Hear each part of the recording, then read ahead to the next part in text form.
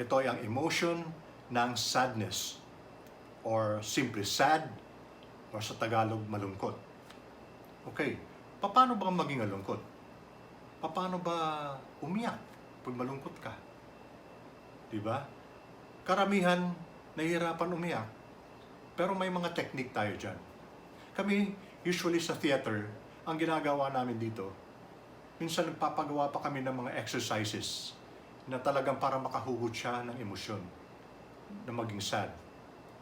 Minsan pinapipikit namin ng artista, sinasara namin ang ilaw, at naglalagay pa kami ng music para makahugot silang emosyon. O magbibigay kami ng senaryo sa kanila, katulad nung mga senaryo kung saan malungkot sa buhay ng isang tao. Kadalasan ang mga malulungkot ay yung nawawalan tayo ng minamahal sa buhay. Or may mga bagay tayo na gustong-gusto natin na nawala. Mga kaibigan natin na nagkaroon ng problema, ng malalang problema, nagiging malungkot tayo. Doon tayo humuhugot ng emosyon na yon. Paano ba ang isang tao na malungkot? Diba? Simple lang naman yun.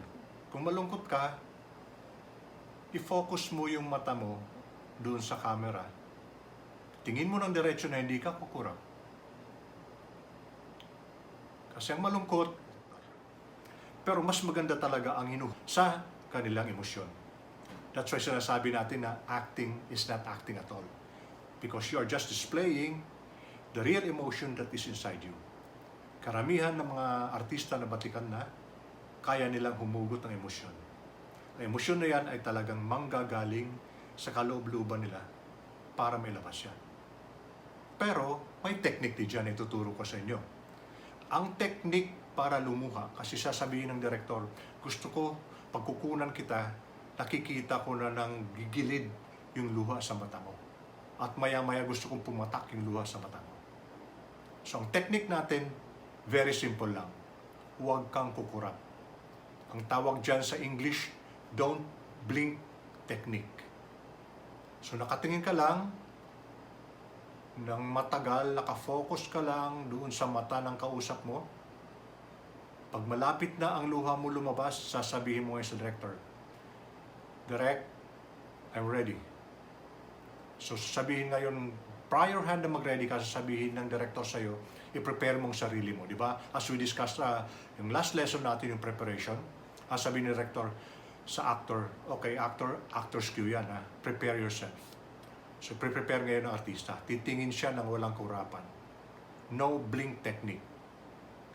Then, maya-maya, ayan na. Lalabas ng luha, nanggigilid na ang luha sa mata mo, hanggang sa tumagal ng tumagal ng tumagal,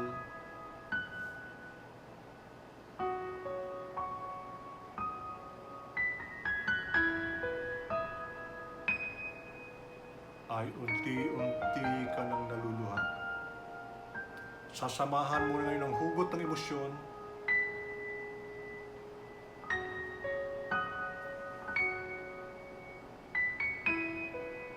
at lumabas ng luha.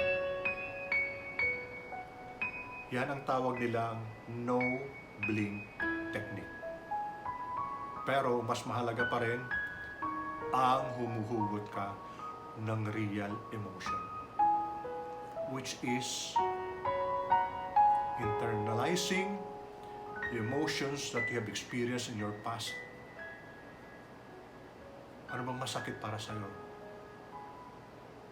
Masakit ang mawalan ng magulang. Masakit ang mawalan ng minamahal sa buhay.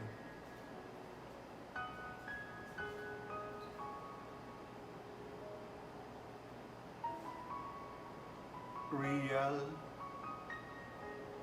emotion. And acting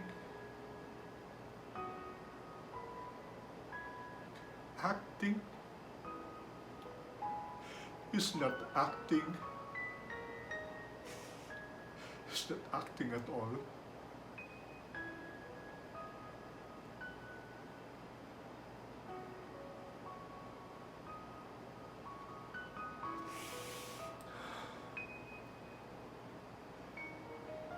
And cut. Before I end these acting skills, I would like you to subscribe, like, share, and ring the bell.